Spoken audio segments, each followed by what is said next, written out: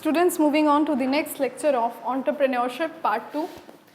हमने अभी कुछ देर पहले बात की मीडियम, माइक्रो, स्मॉल और मीडियम एंटरप्राइजेस के बारे में, किस तरह से वो देश के डेवलपमेंट में अपना योगदान देते हैं।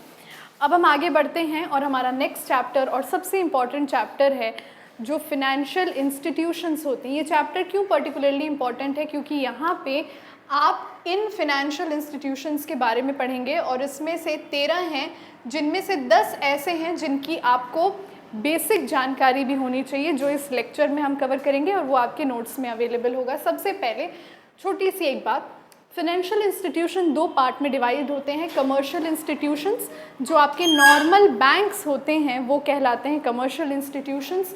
और हमारे देश में आपके सिलेबस के अनुसार 13 ऐसे इंस्टीट्यूशंस हैं जो सरकार ने केवल देश में बिजनेस और एंटरप्रेन्योरशिप की ग्रोथ के लिए डिज़ाइन किए हैं। Let's talk about them. पहले हम सारे फुल फॉर्म्स को समझेंगे और फिर हम बारी बारी से उन जिसे मैंने अंडरलाइन कर रखा है, दे आर पर्टिकुलरली इम्पॉर्टेंट, उनको पढ़ेंगे और समझेंगे कि what are their major functions. सबसे पहला जो है आपका SIDBI। SIDBI stands for Small Industries Bank of India. Okay. IFCI stands for Industrial Financial Corporation of India. IDBI stands for Industrial Development Bank of India. Exim Bank, Export Import Bank. IRBI, RBI नहीं है, IRBI, this stands for internal है ना, industrial, okay, industrial reconstruction bank of India. ICICI, जिसका नाम आप सबने सुन रखा है, industrial credit and investment cooperation bank of India. NSIC, यहाँ पे बैंक का बी नहीं है, ओके, ICICI में बैंक का बी नहीं है, it's industrial credit and investment corporation of India. Bank की जगह कॉरपोरेशन शब्द को यूज़ किया गया है।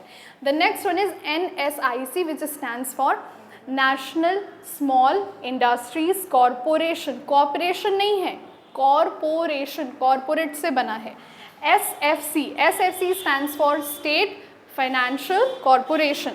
Then look at this one, CGT MSE, this stands for Credit Guarantee Fund Trust for Micro and Small Enterprises. Again, Credit Guarantee Fund Trust for Micro and Small Enterprises. MSE CDP stands for Micro and Small Cluster Development. इसमें देखो C stands for Cluster, cluster development programme. और सबसे ज़्यादा important the 11th one, NABARD, very very important, national bank for agriculture and rural development. और जब हम लोग 12 और 13 की बात करते हैं स्टूडेंट्स, 12 और 13 जो हैं सबसे लेटेस्ट डेवलपमेंट हैं। 12 stands for RSBDC, rural small development centre, rural small Business Development Center, okay, and the last one is NCEUS, ये भी सबसे लेटेस्ट है। It stands for the National Commission for Enterprises in the Unorganized Sector। एक बार और, National Commission for Enterprises in the US मतलब Unorganized Sector, is that okay? अब हम बारी बारी इनमें से सारे इंस्टीट्यूशंस को उठाएंगे। केवल 8, 9, 10 हमारे लिए इम्पॉर्टेंट नहीं है, बिकॉज 8, 9, 10 से उतना नहीं पूछता है। स्टार्ट करते हैं हम SIDBI से। बहुत ध्यान से मेरी बात को सुनना, ये चीज़ें लेक्चर में कवर की जाएंगी। स्टूडेंट, SIDBI जो था, एक IDBI है ना, ये वाला थर्ड वाला, ये इसकी सब्सिडरी है। IDBI की सब्सिडरी, एक छोटा सा तुक्का याद कर लो, IDBI और SIDBI मतलब स्मॉल IDBI, नॉर्मल सा तुक्का है। SIDBI जो है स्मॉल इंडस्ट्रीज बैंक इंडिया को प्रमोट करता है। ये जो स्मॉल इंडस्ट्री बैंक है, ये लोन को रीफिनेंस करता है। रीफिनेंस करने का मतलब है कि अगर ऐसे छोटे एंटरप्रेन्योर्स को या स्मॉल स्केल इंडस्ट्री वालों को लोन नहीं मिलता है, तो ऐसे वो लोन लेकर इनको लोन देने का प्रयास करते हैं और ये काफ़ी हद तक हमारे देश के स्मॉल इंडस्ट्रीज़ को बढ़ावा देने में कुशल भी रहे हैं। इसके साथ ही साथ इनका एक प्लान एक्सटेंडेड है जिस प्लान का नाम है प्रोडक्शन लिंक्ड इंसेंटिव। मतलब SIDBI जो नए एंटरप्रेन्योर हैं, स्मॉल स्केल के व्यापारी हैं, उनको ये भी बोलता है कि आप प्रोडक्शन जितना ज़्यादा करेंगे उतना बेटर हम आपको इंसेंटिव देंगे। तो हम इंसेंटिव क्या दे सकते हैं? हम ब्याज रेट काफ़ी कम कर देंगे, हम लोन को चुकाने का समय काफ़ी बढ़ा देंगे। मतलब उनका ये सोल पर्पस है कि एंटरप्रेन्योर ने अगर पैसा लिया है तो उसका सदुपयोग करे, दुरुपयोग नहीं। इसी वजह से PLI यानी प्रोडक्शन लिंक्ड इंसेंटिव SIDBI द्वारा चालू की गई थी। और एक चीज़ समझो, SIDBI लार्ज सेक्टर को पैसे नहीं देता है, केवल माइक्रो, स्मॉल और मीडियम इंटरप्राइजेस को पैसे देता है। साथ ही साथ ये पार्लियामेंट के एक स्पेशल एक्ट द्वारा पारित किया गया था। ये स्पेशल एक्ट वैसे तो 88 में फाइनलाइज हो गया था मगर ऑपरेशनल हुआ था दो अप्रैल 1990 से। मतलब मान सकते हो कि SIDBI कब आया था फोर्स में? 2 अप्रैल 1990। डेट इंपॉर्टेंट है, पूछा जा सकता है। अभी बोलो SIDBI में कोई दिक्कत? अच्छा, एक चीज़ छोटी सी मैं और हाईलाइट करना चाहूँगी। SIDBI जो बिल्स ऑफ एक्सचेंज होते हैं ना, जो 11th में पढ़ रखा था, उन बिल ऑफ एक्सचेंज को डिस्काउंट और रीडिस्काउंट करने का भी काम करते हैं। और साथ ही साथ जो मार्केटिंग चैनल्स होते हैं उस मार्केटिंग चैनल्स के भी एक्सटेंशन के लिए काम करते हैं। मतलब और होलसेलर और रिटेलर और एजेंट जो कंपनी एंटरप्रेन्योर के लिए यूज़फुल हैं उनको अरेंज करते हैं। जल्दी से हम देखते हैं जो हमारा सेकंड है IFCI। Student, IFCI stands for industrial financial corporation of India. Industrial financial corporation of India ये इनिशियली 1948 में स्थापित किया गया था जब ब्रिटिशर्स इंडिया छोड़ के गए थे। इंडिया की हालत बहुत ख़राब थी और इंडिया में फार्मर्स को, छोटे छोटे बिजनेसमैन को, ट्रेड्समैन को लोन देने के लिए आज़ादी के जस्ट 1 साल बाद ही IFCI को इस्टेब्लिश किया गया था। मगर तब की उसकी एडवांटेजेस कुछ और थी। देश कितना बदल गया आज़ादी के बाद से। तो 1948 में वैसे तो इस्टेब्लिश हो गया था मगर ऑपरेटिव और एक्टिव हुआ 1 जुलाई 1993, 1 जुलाई 1993 से। और तब से IFCI का मेन सेटअप ये रहा है कि ये इंडस्ट्रियल सेक्टर में लॉन्ग टर्म लोन को प्रोवाइड करवा सकें, कम ब्याज दर और लंबे समय के क्रेडिट ओवर पीरियड के साथ साथ। एक और चीज़ याद रखना, ये लॉन्ग टर्म फाइनेंशियल नीड्स को मीट करते हैं। ये बहुत ज़्यादा इंपॉर्टेंट आपको याद करना है। अच्छा, उसके बाद IFCI जनरली केवल मीडियम और लॉन्ग टर्म फाइनेंस देता है, लोन देता है। मतलब स्मॉल टर्म लोन नहीं देता है, 1 साल के अंदर वाला लोन ये नहीं देते हैं। मीडियम की अगर हम बात करते हैं तो हम 5 से 10 साल और लॉन्ग टर्म बात करते हैं तो 20 से 25 साल भी जा सकता है। ये स्मॉल टर्म फाइनेंस नहीं देते और ये ज़्यादातर सर्विस सेक्टर को लोन नहीं देते हैं। ये मतलब exceptions are always there but generally ये इंडस्ट्रियल और मैन्युफैक्चरिंग सेक्टर, मतलब यहाँ पे पहले वाला जो 1948 में स्थापित हुआ था वो किसानों को भी क्रेडिट देता था। 1993 के बाद इनका दायरा इंडस्ट्रियल और मैन्युफैक्चरिंग सेक्टर में ही सिमट के रह गया। Is that okay? Shall we move forward with the next one? बोलो, क्लियर है? IFCI देखो पर्टिकुलरली इसलिए भी इम्पॉर्टेंट है, छोटी सी और मैं बात करना चाहूँगी, क्योंकि IFCI गारंटीज लोन, एसेट को गिरवी रख के वो लोन देते हैं। समझ रहे मेरी बात? जो मैन्युफैक्चरिंग इंडस्ट्री है, देखो स्मॉल लोन देने का मतलब जनरली ये होता है कि इंडस्ट्री अभी शुरू हो रही है तो उसके लोन की औकात अभी स्मॉल वाली है। मीडियम या लॉन्ग टर्म लोन इस बात को उजागर करते हैं कि ये जो इंडस्ट्री है, इस इंडस्ट्री में प्लांट और मशीनरी जो हैं ऑलरेडी हैं, तो IFCI बिना किसी मशीनरी को गिरवी रखे, मतलब एक कोलैटरल सिक्योरिटी या मॉर्टगेज के लोन नहीं प्रोवाइड करते हैं। जल्दी से अब हम बढ़ते हैं IDBI की तरफ। छोटी सी बात मैंने भी बता दी थी कि IDBI की सब्सिडरी है SIDBI। स्टूडेंट्स, IDBI जो है एक स्पेशल एक्ट के तहत बनाया गया है, so it is automatically an it is automatically a statutory company. और ये जो एक्ट था वो एक्ट था इंडस्ट्रियल डेवलपमेंट बैंक 1964, 1964 में ये एक्ट पारित हुआ, जिस एक्ट के तहत एक ऐसा फाइनेंशियल इंस्टीट्यूशन डिज़ाइन करने की बात हुई जिसका काम केवल देश की इंडस्ट्रियल डेवलपमेंट को सुपरवाइज करना भी है। आप देखोगे भी कि क्या वो लोन का इस्तेमाल कहीं हुआ है या नहीं हुआ है।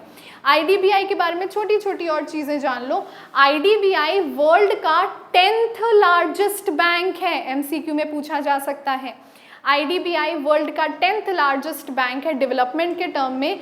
दूसरी चीज़ें ये हैं कि जो आपका नेशनल सिक्योरिटी एक्सचेंज है एनएसई, जो आपकी एनएसडीएल सर्विसेज है, नेशनल सिक्योरिटीज़ डिपॉजिटरी सर्विसेज, और stock holding corporate of India, ये सारा कुछ आईडीबीआई द्वारा स्थापित किया गया। तो आप देख सकते हैं एक तरह से देश में शेयर मार्केट का जो वैल्यू क्रिएट करने का काम किसके द्वारा किया जा चुका है, आईडीबीआई के द्वारा। एक्सपोर्ट इंपोर्ट बैंक, नाम बहुत क्लियर है। और एक्सपोर्ट इंपोर्ट बैंक की एक और ख़ास बात ये है कि अगर तुम लोग इसके बारे में कुछ नहीं भी जानते हो तो भी लिख लोगे। भाई इतना तो लिखे लोगों कि ये एक्सपोर्टर्स और इंपोर्टर्स की सुविधा के लिए बनाए गए हैं। अब थोड़ी सी जानकारी इसमें और ले लो। जो एक्सपोर्ट इंपोर्ट बैंक हैं ये जनवरी 1982 में फाइंड किए गए थे। Is that okay? उसके साथ ही साथ इन इंस्टीट्यूट्स का गोल क्या होता है? सबसे पहला तो यही होता है कि हम कैसे एक्सपोर्ट को बढ़ावा दें, और इम्पोर्टर्स को हमारी कोशिश ये रहती है कि वो और मेक इन इंडिया करें। हमारा मेन फॉरेन एक्सचेंज ही बढ़ाना। किसी भी डेवलप्ड आने वाले 10 साल में आप उम्मीद कर सकते हैं कि चीज़ें अगर जैसी चल रही हैं वैसी चलती रही तो इंडिया एक डेवलप्ड कंट्री में आ जाएगा। तो डेवलप्ड कंट्री का क्या होता है कि वो इंपोर्ट पे कम डिपेंड होते हैं, उनके इंपोर्ट्स पे विश्व डिपेंड होता है। इन शॉर्ट वो एक्सपोर्ट बहुत ज़्यादा करते हैं। तो एग्जिम बैंक जो है वो इंडिया के एक्सपोर्ट को 1984 से ही एक बूस्टअप देने का काम करता है। साथ ही साथ एग्जिम बैंक ने फ्री ट्रेड जोन्स और यूनिट्स को डिसाइड किया, उनको प्रोवाइड किया, और ये बैंक प्रोवाइड करते हैं एक्सपोर्टर्स और इंपोर्टर्स को फाइनेंस के साथ, और एक्सपोर्टर्स ही इनके गुड बुक्स में ज़्यादा रहते हैं क्योंकि एक्सपोर्टर्स क्या लाते हैं, फॉरेन एक्सचेंज लाते हैं। इसके साथ ही साथ एग्जिम बैंक एक्सपोर्टर और इंपोर्टर को कुछ इतनी इम्पॉर्टेंट सेवाएं देती हैं जिसके बिना एक्सपोर्टर्स का काम नहीं हो पाता। सबसे पहला है डिलेड पेमेंट। अगर किसी एक्सपोर्टर ने अपना गुड्स भेज दिया और सामने वाली पार्टी जो कि एक फॉरेनर है वो पैसा देने में डिले कर रही है, जिस वजह से वो एक्सपोर्टर का काम सफ़र कर रहा है, तो एग्जिम बैंक ऐसे डिलेड पेमेंट को निकलवाने का भी प्रयास करेगा और साथ ही साथ ऐसे एक्सपोर्टर को पैसे भी देगा। Is that okay? सेकेंड देखो क्या है, pre shipment credit. Students, pre shipment credit का अर्थ ये होता है कि अगर किसी का एक्सपोर्ट टर्नओवर का टाइम 6 महीने से ज़्यादा होता है तो ऐसे एक्सपोर्ट्स, ऐसे बिजनेस एग्जिम बैंक द्वारा फाइनेंस कर दिए जाते हैं। दूसरी चीज़ है term loan of export production. EXIM bank offer करता है आपको 100% ऑफ एक्सपोर्ट ओरिएंटेड यूनिट। मतलब एग्जिम बैंक एक तरह से एक्सपोर्ट इंडस्ट्रीज़ को जितना ज़्यादा हो सकता है उतना ज़्यादा बूस्ट देने का प्रयास करता है। बढ़ते हैं हमारे चौथे की तरफ जो है IRBI। एक छोटी सी चीज़ एग्जिम बैंक में जो इम्पॉर्टेंट है, मुझे अभी याद आई, फॉरेन इन्वेस्टमेंट फाइनेंस जो होता है वो भी एग्जिम बैंक द्वारा दिया जाता है। मतलब अगर आप फॉरेन में इन्वेस्टमेंट करोगे तो भी हमारे देश के फॉरेन एक्सचेंजेस बढ़ेंगे, तो इन इन्वेस्टमेंट को भी एग्जिम बैंक प्रायोजित कर देता है। जल्दी से बढ़ते हैं, हमारा जो नेक्स्ट पॉइंट है IRBI। sorry, IRBI stands for Industrial Reconstruction Bank of India। IRBI भी 1984 में स्थापित किया गया था। अच्छा, इसका काम क्या था? सिक इंडस्ट्रीज़ की मैं अभी इससे पहले लेक्चर में कुछ बात कर रही थी। जितनी भी सिक इंडस्ट्रियल यूनिट हैं जिनको नॉर्मल बैंक्स लोन नहीं दे रहे हैं क्योंकि वो इंडस्ट्रीज़ अब लगभग ख़त्म होने की कगार पे हैं, उन इंडस्ट्रीज़ को दोबारा से जीवित करना, उनको क्रेडिट देना, उनको एक अच्छी मैनेजमेंट की फैसिलिटी देना। ये पूछा जा सकता है कि कौन सी ऐसी बैंक की इंस्टीट्यूशन है, फाइनेंशियल इंस्टीट्यूशन है जिसका काम सिक इंडस्ट्रीज़ को रिवाइव करने का है, तो वो होता है industrial reconstruction bank of India. Is that okay? Industrial reconstruction bank का पहला तो ऑब्जेक्टिव ये है कि वो सिक इंडस्ट्रीज़ को रिवाइव कर सके। दूसरा ऑब्जेक्टिव ये है कि वो ऐसी इंडस्ट्री जनरली मैनेजरियल या टेक्निकल असिस्टेंस जो भी संभावित है वो प्रोवाइड कर सके। तीसरी चीज़ें ये होती हैं कि रिवाइवल के लिए अगर फॉरेन की टेक्निक आउटसोर्सिंग, नॉलेज आउटसोर्सिंग या बिजनेस आउटसोर्सिंग का भी अगर ज़रूरत पड़ता है तो इन इंडस्ट्रीज़ को कर सके। क्योंकि मैंने अभी कुछ एक लेक्चर पहले ये बोला था कि इन इंडस्ट्रीज़ पे 200 से 300 लोग डिपेंड होते हैं, तो उनको बेरोज़गार होने से बचाना ही इस इंडस्ट्री का मेन उद्देश्य होता है। IRBI के बाद आते हैं सबसे फेमस बैंक पे।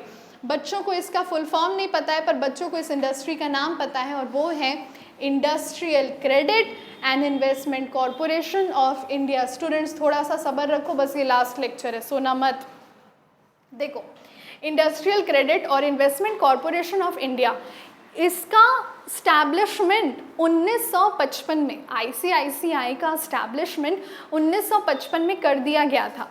अच्छा, पहली चीज़ एक और बात समझो कि ये जो ICI था, this bank was set up to promote medium and small industries in the private sector of the country। और इसके साथ ही साथ एक और चीज़, small business fin credit India private limited, small business fin credit India private limited jointly ICICI के साथ काम करते हैं और वो लोन्स प्रोवाइड करते हैं किसको? MSMEs को, माइक्रो स्मॉल और मीडियम इंटरप्राइजेस को। नाम याद कर लो, small business fin credit, fin stands for financing, small business fin credit India private limited. अब हम जरा ICICI के फंक्शंस को डिस्कस कर लेते हैं। सबसे इम्पॉर्टेंट फंक्शंस होता है प्रोजेक्ट फाइनेंस। अगर ICICI यूनिट को ऐसा लगता है कि किसी पर्सन का जो प्रोजेक्ट है, किसी इंडस्ट्रियलिस्ट का जो प्रोजेक्ट है वो देश के इकोनॉमी के लिए बेहद इम्पॉर्टेंट हो सकता है, तो ऐसे बिजनेस को ICICI अबाउट 85% तक फाइनेंस करता है। और ICICI का वर्क एक्सपीरियंस ही है कि वो जनरली जिन प्रोजेक्ट्स को फाइनेंस करता है वो सक्सेसफुल होते ही होते हैं। उसके जितने सुपरवाइजर्स होते हैं, जितने कोऑर्डिनेटर्स होते हैं, इस चीज़ का पता लगा लेते हैं कि क्या मार्केट में ये प्रोडक्ट प्रॉफिटेबल साबित होगा या नहीं होगा। बोलो, बात सही है? उसके बाद लीजिंग करते हैं। हमारे इंडिया में ऐसे तो ये कोई हार्ड एंड फास्ट रूल नहीं है, पर हमारे इंडिया में जो लीजिंग का काम होता है ना, लीज पे काम चढ़ाने को होता है, वो जनरली 99 साल का होता है, 99 ईयर्स का। जो हमारी Gorakhpur industrial development authority GIDA है, वहाँ पे आप जितनी ज़मीनें देख रहे हो जहाँ पे फैक्ट्रीज इस्टेब्लिश हैं, उनकी लीजिंग भी 99 ईयर्स के लिए ही हुई है, 100 नहीं, 99। अब हम बात करते हैं जो दूसरा बड़ा इंपॉर्टेंट फंक्शन हो जाता है ICICI का, उस फंक्शन को हम कहते हैं प्रोजेक्ट एडवाइजरी सर्विसेज। देखो, अगर कहीं ICICI का पैसा लगा है तो वो बड़े मन से ये चीज़ को चाहेंगे कि भाई वो प्रोजेक्ट सक्सेसफुल हो ही हो, ठीक है ना। तो वो ऐसे प्रोजेक्ट को कंसल्टेंसी और एडवाइजरी सर्विसेज भी प्रोवाइड करते हैं। अगर वो एंटरप्रेन्योरशिप एक न्यूबी है जिसे शायद उतना बेटर तरीके से अभी पता नहीं है इंडस्ट्रीज़ में क्या होता है, तो ये बहुत कम कॉस्ट पे अपनी कंसल्टेंसी और एडवाइजरी सर्विसेज प्रोवाइड करते हैं।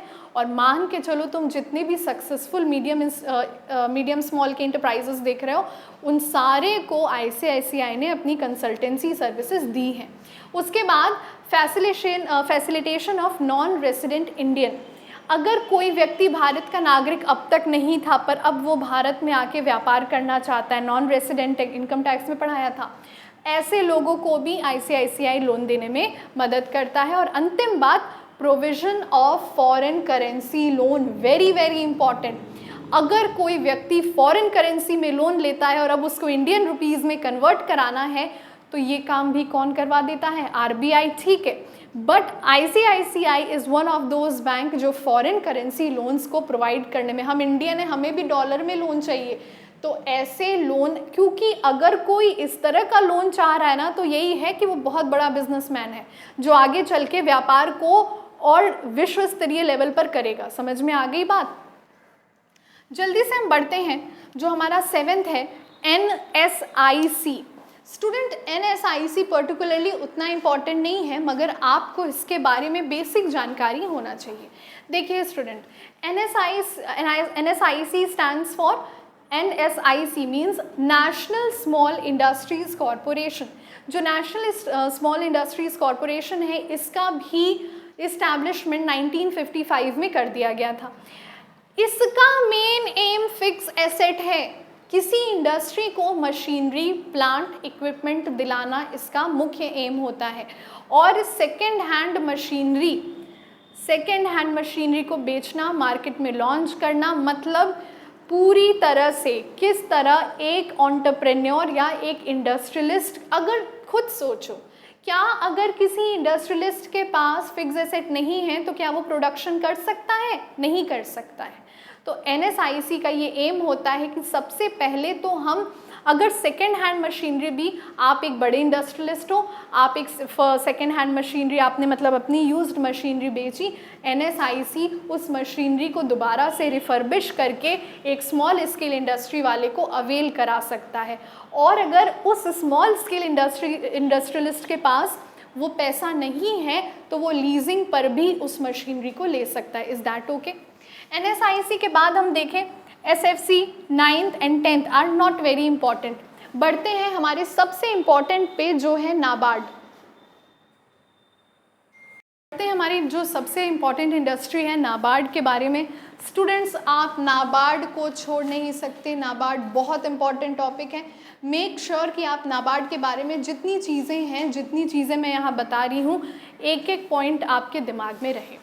See students, NABARD stands for National Bank for Agricultural and Rural Development। इतने बैंकों में से ये पहला बैंक है जिसमें रूरल और एग्रीकल्चर शब्द का प्रयोग हुआ है।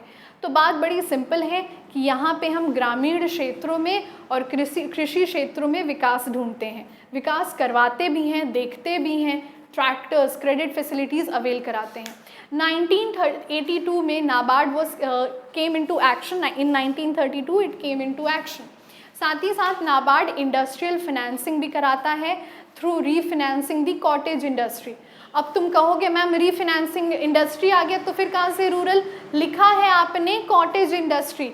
कॉटेज इंडस्ट्री, इंडिया की मैक्सिमम कॉटेज इंडस्ट्री आज भी स्मॉल सेक्टर ही है या मीडियम सेक्टर नहीं है, नहीं मीडियम भी नहीं है, वो स्मॉल है या माइक्रो है। तो माइक्रो है या स्मॉल है और इसका काम ग्रामीण क्षेत्रों में ही होता है। तो हमने एग्रीकल्चर और रूरल दोनों भी बोला है। इसके साथ ही साथ नाबार्ड का एक बहुत इम्पॉर्टेंट प्रोग्राम है जिसका नाम है इंटीग्रेटेड रूरल डेवलपमेंट प्रोग्राम, यानी IRDP। IRDP जो नाबार्ड का प्रोग्राम है, इस प्रोग्राम के तहत एक नए तरह का लोन दिया जाता है जिसका नाम है सॉफ्ट लोन। सॉफ्ट लोन बोलने का मतलब ये है, ये लोन पे ब्याज दर बहुत कम होती है और इसको पे बैक करने का पीरियड बहुत लंबा होता है। बहुत ध्यान रखिएगा इस बात का। नाबार्ड द्वारा स्थापित किए गए इंटीग्रेटेड रूरल डेवलपमेंट प्रोग्राम द्वारा सॉफ्ट लोन की असिस्टेंस हमारे देश के गरीब किसानों और ग्रामीणों को प्रोवाइड की जाती है। Is that okay?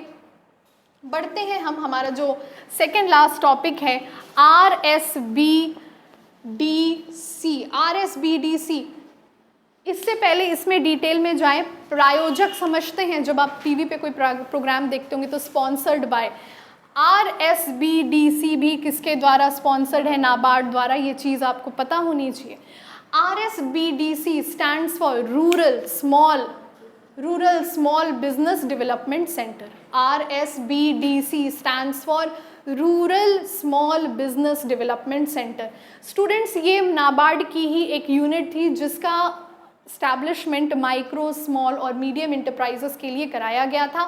Primary purpose है RSBDC का और वो है कि सोशल और फिनेंशियल प्रोजेक्ट, केवल प्रोजेक्ट शब्द यहाँ पे याद रखिएगा, जो प्रोजेक्ट समाज के लिए इम्पॉर्टेंट हैं और ऐसे प्रोजेक्ट को कंटिन्यू करने वाले इंडस्ट्रियलिस्ट और एंटरप्रेन्योर्स के पास फाइनेंस की कमी है, उनको फाइनेंस प्रोवाइड कराना ही उनका एम होता है। और अगर ये प्रोजेक्ट ग्रामीण क्षेत्रों में है तब तो डेफिनेटली कुछ ना कुछ सहायता यहाँ पे RSBD द्वारा करवा दी जाएगी। Is that okay? अब हम आगे बढ़ते हैं जो हमारा अंतिम टॉपिक है, और अंतिम टॉपिक को कवर करने से पहले एक और चीज़ आपको ध्यान में होना चाहिए कि 12 और 13 RSBDC और NCEUS इसलिए इम्पॉर्टेंट है क्योंकि ये अभी 2 साल पहले इनमें अमेंडमेंट आया, या 2 साल पहले ये सिलेबस में आए। इस वजह से पहले हमारे पास केवल नाबार्ड तक के ही होते थे, तो these two are new additions. Student, NSEUC stands for national commission for enterprises in the unorganised sector. मतलब इतने ज़्यादा फिनेंशियल इंस्टीट्यूशन में से ये अकेला है जो अनऑर्गेनाइज सेक्टर में काम करता है। इसकी स्थापना 2004 में सरकार द्वारा की गई थी, 2004 में। यहाँ पे सबसे पहले हमने स्मॉल इंडस्ट्रीज़ की प्रोडक्टिविटी को बढ़ावा देना सबसे इम्पॉर्टेंट एम था। उसके साथ ही साथ हमें मेजर्स देखने थे, हमें फैक्टर्स देखने थे कि किस तरह से हम किसी संभावित इंडस्ट्री की प्रोडक्टिविटी में और इंक्रीज ला सकते हैं। क्या हो सकता है? उसको टेक्निकल असिस्टेंस दे दें, उसमें लेबर को बढ़ा दें। तीसरी चीज़, यहाँ पे जो रूरल एम्प्लॉयमेंट है उसको जनरेट करना बेहद इम्पॉर्टेंट हो जाता है। स्मॉल सेक्टर इंडस्ट्री को, चौथा, स्मॉल सेक्टर इंडस्ट्री को मीडियम सेक्टर और फिर मीडियम को लार्ज सेक्टर से कनेक्ट करना, एक इंटरडिपेंडेंस करना। क्यों? क्योंकि अगर large sector industry small sector पे डिपेंड रहेगी तो ऑटोमेटिकली लार्ज स्केल इंडस्ट्रीज़ भी ये प्रयास करेंगे कि ये इंडस्ट्री सिक ना हो, मरे ना या ख़त्म ना हो। दूसरी चीज़, यहाँ पे प्राइवेट और पब्लिक की पार्टनरशिप, मतलब सरकार और प्राइवेट एंटरप्रेन्योर्स की पार्टनरशिप भी देखने मिलती है। और साथ ही साथ अनऑर्गेनाइज सेक्टर बोलने का मतलब है इनफॉर्मल सेक्टर। आप किसी भी बिजनेस में हो सकते हैं, पर यदि आप देश के GDP में योगदान कर रहे हैं तो आप NCEUS के लिए एक इम्पॉर्टेंट व्यक्ति हैं। And the last thing is competition. Small scale industries में कंपटीशन इंट्रोड्यूस करना, वो competition automatically small scale industry के लिए इंसेंटिव का काम करेगा। विद दैट बीइंग सेड, आपने सारी चीज़ें कवर कर ली और बाकी का जो 2 और रिविजन लेक्चर है वो कल अपलोड हो जाएगा। Thank you class.